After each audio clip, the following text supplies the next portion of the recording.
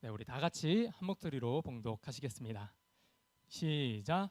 예수께서 이르시되 돌을 옮겨 놓으라 하시니 그 죽은 자의 누이 마르다가 이르되 주여 죽은 지가 이미 나흘이 되었음에 벌써 냄새가 나나이다.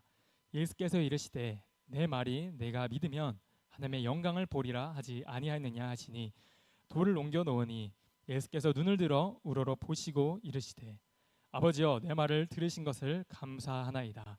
항상 내 말을 들으시는 줄을 내가 알았나이다. 그러나 이 말씀 하옵는 것은 둘러선 무리를 이함이니 곧 아버지께서 나를 보내신 것을 그들로 믿게 하려 함이니이다. 이 말씀을 하시고 큰 소리로 나사로야 나오라 부르시니 죽은 자가 수족을 배로 동인 채로 나오는데 그 얼굴은 수건에 쌓였더라. 예수께서 이르시되 풀어놓아 다니게 하라 하시니라. 아멘. 기도하겠습니다. 하나님, 이 시간 하나님의 말씀을 듣습니다. 하나님의 말씀을 전할 때에 우리 청년들 하나님의 말씀을 깨달을 수 있는 영적인 지각이 열리게 하여 주옵소서. 이 시간 말씀을 통하여서 하나님의 사랑과 하나님의 그 마음과 하나님의 깊이와 넓이를 깨닫는 시간이 되기 원합니다. 우리의 마음을 활짝 열고 주님을 알기 원하오니 하나님, 이 시간 이곳 가운데 우리 청년들 한 사람 한 사람 만져 주시옵소서. 이 시간 우리 함께 하실 주님을 찬양하며 우리 주 예수님의 이름으로 기도드립니다. 아멘. 네, 이 시간 예수님의 눈물이라는 제목으로 말씀을 나누기 원합니다. 원래 주부에는 풀어주기라는 제목이 나와 있었는데요. 제가 설교 원고를 이렇게 수정하다 보니까 좀 완전히 다른 방향으로 갑자기 좀 흘러가게 돼서 부득이하게 이번에만 제목을 좀 바꾸게 되었습니다. 오늘 이야기는 죽은 나사로를 살리시는 예수님의 이야기, 그 놀라운 은혜의 이야기를 담고 있는데요. 원래는 1절부터 44절까지 본문을 잡으려고 했는데 여러분들로 죽은 나사로가 부활한 그 이야기, 그 사건을 잘 아시잖아요. 그래서 본문의 내용을 나누기 앞서서 나사로의 이야기를 전반적으로 그래도 좀 한번 빠르게 쭉 살펴보도록 하겠습니다. 나사로는 죽을 병에 걸리게 됩니다. 그래서 그의 누이들인 마르다, 마리아는 예수님께 사람을 보내어 나사로를 고쳐주실 것을 부탁드리죠. 그런데 예수님께서는 이 병이 죽을 병이 아니고 하나님의 영광을 위한 것이요, 그리고 이를 통해 하나님의 아들의 영광을 받게 될 것이라고 말씀하십니다. 그리고 나사로가 있는 곳에 가시지 않고 오히려 지금 그 계시던 곳에, 머물던 곳에 이틀을 더 유하십니다. 그런데 그 이틀 뒤에 나사로가 죽습니다. 그리고는 나사로를 살리시기 위해 죽고 나서 이틀이 지나고 나서 유대로 향하십니다. 참 아이러니하죠. 분명히 예수님께서는 나사로는 죽을 병이 아니다 하시면서 하나님의 영광을 위한 일이다 하셨는데 나사로가 결국 죽습니다. 어쨌든 그때 마르다는 예수님께서 오신다는 그 말을 듣고 마중을 나가 예수님을 맞이하는데요. 마르다가 예수님께 대답합니다. 주님께서 여기 계셨으면 내 오라버니가 죽지 않았을 겁니다. 그러자 예수님께서 말씀하십니다. 내 오라버니 나사로가 다시 살아나리라. 마르다가 다시 말합니다. 주님, 그렇습니다. 마지막 부활 때에는 다시 살아날 줄을 내가 압니다. 그리고 다시 예수님이 25절, 26절에 이렇게 말씀하십니다. 우리 25절과 26절 함께 읽겠습니다. 자, 시작. 예수께서 이르시되 나는 부활이요 생명이니 나를 믿는 자는 죽어도 살겠고 무릇 살아서 나를 믿는 자는 영원히 죽지 아니하리니 이것을 내가 믿느냐. 이에 마르다의 대답은 아주 놀라운 신앙 고백을 합니다. 본문 27절입니다. 시작. 이르되 주여 그러하여다. 주는 그리스도시요 세상에 오시는 하나님의 아들이신 줄 내가 믿나이다. 아멘. 그 놀라운 고백을 한 마르다는 돌아가서 그 자매 마리아를 부릅니다. 그리고 마리아가 예수님의 발 앞에 엎드려 펑펑 울면서 이야기합니다. 마르다와 똑같이 예수님께서 여기 계셨으면 내 오라버니가 죽지 않았을 겁니다. 그리고 마리아를 함께 따라온 유대인들도 마리아가 우는 것과 함께 같이, 마리아가 우니까 함께 따라온 유대인들도 함께 울었습니다. 이 모습을 지켜보신 예수님은 이 심령의 비통이 여기시고 그들을 불쌍히 여기세요. 그리고 놀라운 장면이 나오죠. 35절입니다. 예수께서 시작. 예수께서 눈물을 흘리시더라. 이 11장을 처음 이렇게 묵상했을 때 그냥 거의 대부분 이 부분에서 문제를 크게 발견하지 못합니다. 거의 대부분 그냥 넘어가요. 근데 이 11장을 좀 성경을 이제 깊게 묵상을 하다 보면 처음 부딪히는 게 이 초장에 나왔던 예수님께서 이틀을 머물러 계셨던 곳에 그냥 이틀 동안 거기 유하셨다는 거예요. 그리고 조금 더 이렇게 쭉 보다 보면 뭔가 문맥적인 부분에서 맥락이 좀 안 맞는 부분을 우리가 볼 수 있습니다. 그것을 어디서 느끼냐면 이 35절, 지금 우리가 읽은 35절에서 느꼈어요. 왜냐? 예수님께서는 눈물을 흘리시는 거예요. 왜 우셨을까요? 이게 좀 이해가 안 되는 거예요. 이 앞에 전체적인 문맥을 봤을 때 35절에 예수님이 왜 우셨을까라는 질문을 던지게 됩니다. 그랬을 때 예수님이 이 앞에 말씀을 보면 예수님께서 그가 우는 것과 또 함께 온 유대인들이 우는 것을 보시고 심령의 비통이 여기시고 불쌍히 여기셨다 그랬는데, 그러니까 그 주변에 죽음 가운데 쌓여있는 사람들, 즉 마리아와 마르다를 안타까워서 우셨을까? 아니면 나사로가 불쌍해서 그 죽음 가운데 있는 나사로를 안타까워서 우셨나? 왜 예수님께서 우셨나? 그런 생각이 듭니다. 그리고 또 이해 안 되는 부분이 이렇게 예수님께서 우시는데 왜 바로 오시지 않고 머물던 곳에 왜 이틀을 더 유하셨을까?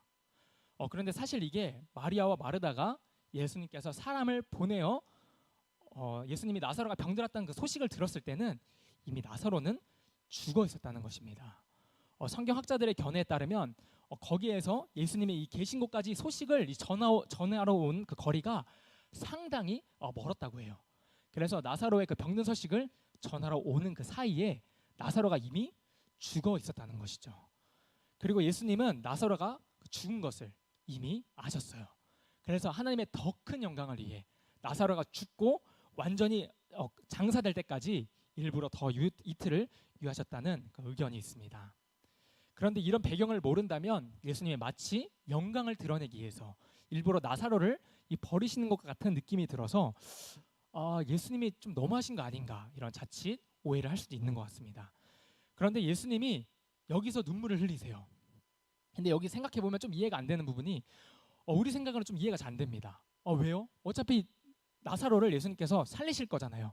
어차피 살리실 건데 그렇다면 예수님의 이 눈물의 의미는 무엇일까? 그래서 내린 결론은 두 가지 정도가 있습니다.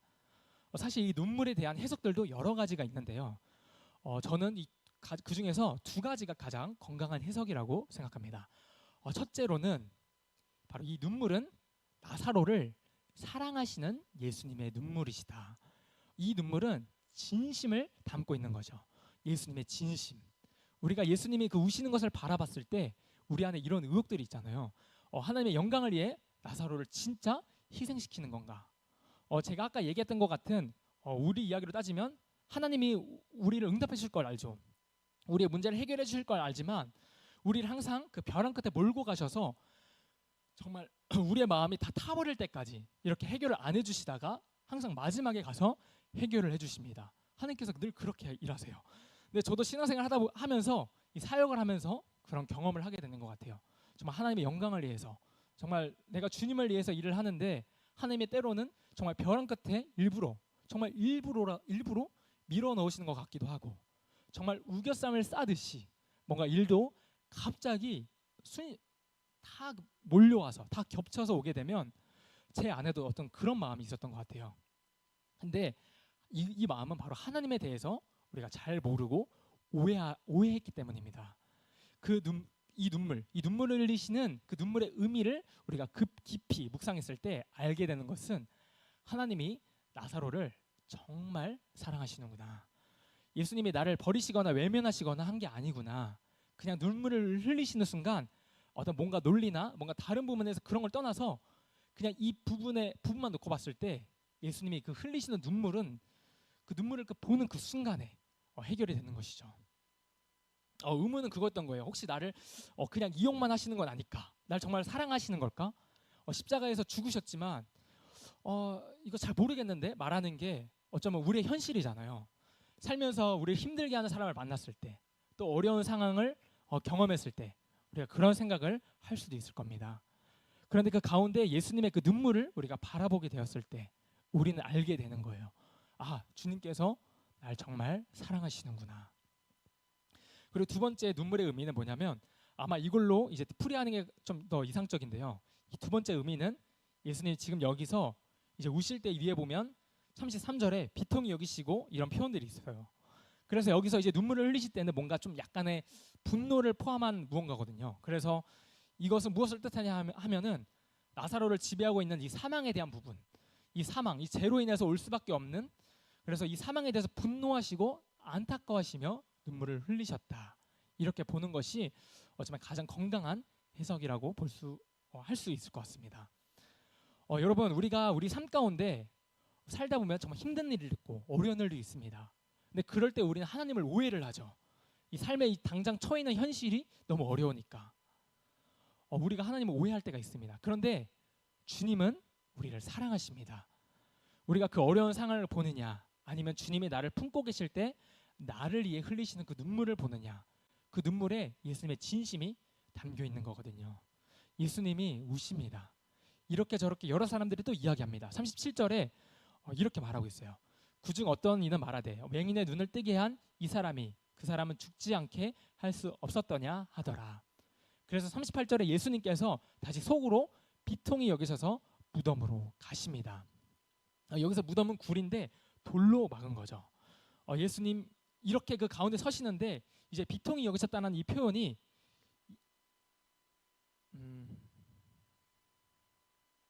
예수님한테 뭐라고 하는 그 사람들 때문에 이런 감정을 느끼시는 거다라기보다는 나사로를 지금 죽게 한 바로 이 사망, 원인인 죄로 인해서 예수님이 지금 비통히 여기신다.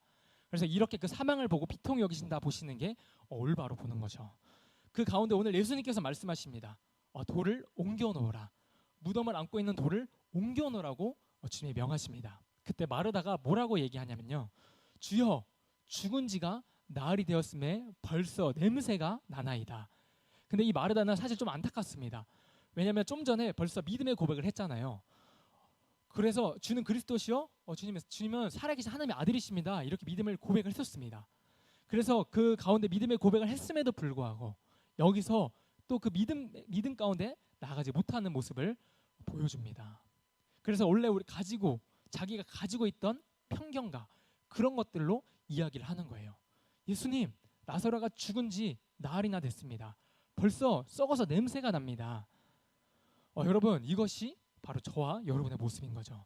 하나님이 놀라운 그 일 가운데 우리를 부르셨을 때 하나님은 우리의 제한된 믿음 그 너머에 뭔가 믿음의 그 발걸음을 띄기를 원하십니다. 근데 우리는 뭐라고 얘기하죠?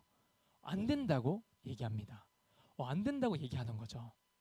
그런데 하나님께서 우리 가운데 그 안 된다는 믿음을 바꿔주시는데 바로 돌을 옮겨놓는 믿음으로 바꿔주시는 것입니다. 그래서 우리가 그 믿음의 한계 가운데서 벗어나지 못하던 그 걸음을 옮겨서 이 제한선, 이 여태까지 한계로 잡았던 그 발걸음을 이렇게 이 선을 넘어서 발걸음을 딛기 시작할 때 그때 하나님의 역사가 일어나는 겁니다. 예수님께서 냄새가 난다고 얘기하는, 할 수 없다고 말하는 어떠한 일도 일어날 수 없다고 말하는 그 마르다에게 이렇게 얘기하십니다. 본문 40절입니다. 시작.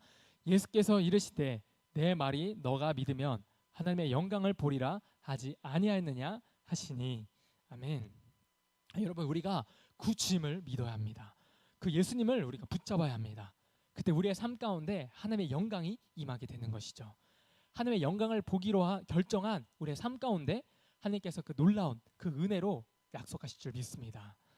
그 약속 가운데 나아갈 때 하나님께서는 우리의 삶을 통해 하나님의 나라를 이루어 가십니다. 근데 그 여러 상황 속에서 우리가 그 주님을 기억하고 붙드냐 마느냐, 우리가 그 주님을 붙들면 당연히 우리가 그 하나님의 영광 가운데 그 영광을 위해 살아가게 되고 우리의 삶 가운데 임하는 하나님의 영광을 보게 되는 것입니다. 우리가 하나님 앞에 믿음의 눈을 들어서 그 돌을 옮겨 놓는 그 믿음 가운데 만약에 나가지 않으면, 우리가 예수를 믿지 않으면 그러면 우리도 변질되어 버립니다. 그래서 오늘 마르다는 어떻게 합니까? 41절입니다. 마르다는 이렇게 행동하죠. 41절 말씀 함께 읽겠습니다. 시작. 돌을 옮겨 놓으니 예수께서 눈을 들어 우러러 보시고 이르시되 아버지여 내 말을 들으신 것을 감사하나이다. 아멘. 이제 돌을 옮겨 놓습니다. 그리고 예수님께서 하나님 앞에 기도하십니다. 기도하시고 43절에 이렇게 말씀하십니다. 이 말씀을 하시고 큰 소리로 나사로야 나오라 부르시니. 아멘. 어떻게 되죠? 44절 계속해서 44절 말씀 읽겠습니다. 시작. 죽은 자가 수족을 배로 동인 채로 나오는데 그 얼굴은 수건에 쌓였더라. 예수께서 이르시되 풀어놓아 다니게 하라 하시니라. 아멘. 오늘 이 나사로 입장을 한번 보세요. 이 나사로는 지금 어떤 상황이죠? 죽었습니다. 그냥 죽은 게 아닙니다. 벌써 죽은 지가 며칠이 지나서 벌써 썩어버리고 냄새가 나는 상황입니다. 이 상황이 누구의 상황일까요? 바로 저와 여러분의 상황입니다. 여기 무덤 가운데 있는 것은 누구냐면 바로 저와 여러분이 그렇게 죽은 상태로 있는 것이죠. 예수님 없이 삶을 살아가는 우리 가운데 선한 것이 없는, 그 삶 가운데 썩은 냄새가 진동하는 우리 삶 가운데 죽을 수밖에 없는, 이미 죽어버린 이 사망의 권세를 어떻게 해서 벗어날 수가 없는 우리 가운데 바로 예수님이 찾아오시는 것입니다. 그래서 그 무덤가에 오신 예수님이 우리의 이름을 부르시는 것이죠. 나사로야 나오너라 이렇게 부르셨던 것처럼 바로 여러분 한 사람 한 사람의 이름을 부르십니다. 그리고 말씀하십니다. 나오라. 거기에서 나오라. 여러분은 지금 어디에 머물고 계십니까? 예수님께서는 이미 그 무덤에서, 그 사망의 그 무덤에서 우리를 불러내신 분이십니다. 예수님께서는 나사로의 이 무덤 가운데 나아가신 것은 결국에 무엇이었냐면 무덤 속에 있는 저와 여러분, 그 썩은 내가 진동하고 사망의 권세가 우리 가운데 모든 것을 다 지배하고 있는 우리에게 바로 예수님이 찾아오신 것입니다. 우리가 들어가야 할 그 무덤에 예수님께서 직접 들어가심으로 우리가 살아나게 된 것이죠. 예수님이 십자가를 지심으로 우리를 건지신 것입니다. 아멘. 그래서 어떤 일이 일어났습니까? 죽지만 우리가 예수 그리스도의 부활에 참여함으로 말미암아 다시 살아나게 되는 역사가 일어나는 것이죠. 예수님을 믿는 자는 그래서 영원한 생명 가운데 나아가게 되는 것입니다. 이전에 못 박히고 이전에 못 박아야 했고 이전에 그 썩은 냄새가 진동했던 그 아무런 삶의 소망이 없었던 우리의 그 나약함과 또 우리의 성품과 우리의 삶과 우리의 그 모든 잘못된 것들이 십자가에 못 박히게 된 것이죠. 그렇게 해서 예수님이 그것을 못 박으시고 죽으신 그 이후에 죽었던 우리를 온전하신 예수님께서 하나님 안에서 바로 예수 그리스도 안에서 다시 부활함으로 살게 하시는 겁니다. 그게 바로 복음의 이야기죠. 이게 바로 복음의 이야기입니다. 그래서 우리가 예수님을 믿은 이후에 우리 가운데 임한 은혜로 말미암아 우리가 다시 살아나게 될 때 그때 누가 사는 것이냐? 바로 이제는 내가 사는 것이 아니라 내 안에 계신 예수 그리스도가 살게 되는 것입니다. 이제는 그 이야기로 여러분의 새로운 인생의 스토리를 써 내려가게 되는 것입니다.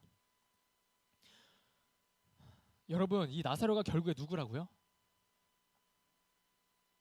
저와 여러분입니다. 이 붕대에 둘러싸이고 그 죽음 가운데 썩은 내가 진동하던 우리 가운데 예수님이 찾아오셨습니다.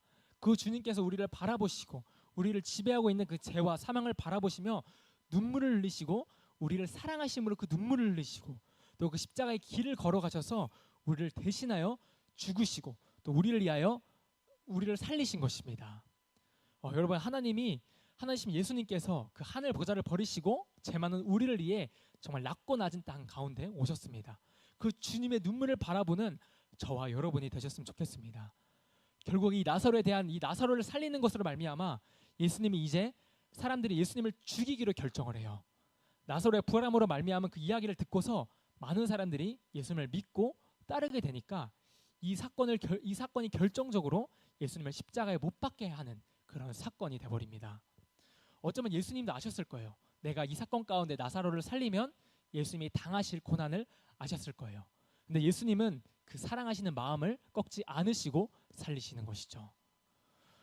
여러분, 예수님의 삶은요 결국에 하나님의 영광을 위해 이 땅 가운데 오셨지만 예수님의 영광이라는 것은 바로 저와 여러분들을 위해 십자가에 죽으신 것이었습니다. 그냥 오셔서 단순히 십자가만 지신 게 아니라 이 33년이라는 세월 동안 우리를 더 이해하시기 위해서 또 우리를 더 사랑하시기 위한 그 시간을 겪으시고 몸소 피부로 겪으시고 그 길을 덤덤히 걸어가신 것입니다. 그 걸음 하나하나에 저와 여러분을 향한 그 주님의 눈물, 그 사랑이 새겨져 있는 줄 믿습니다. 그 사랑을 더욱 경험하는 저와 여러분이 되었으면 좋겠습니다. 그 사랑으로 인해 우리가 매일매일 그 한날을 살아가는 여러분들이 되시기를, 또 저와 여러분이 되시기를 예수님의 이름으로 축복합니다. 기도하겠습니다.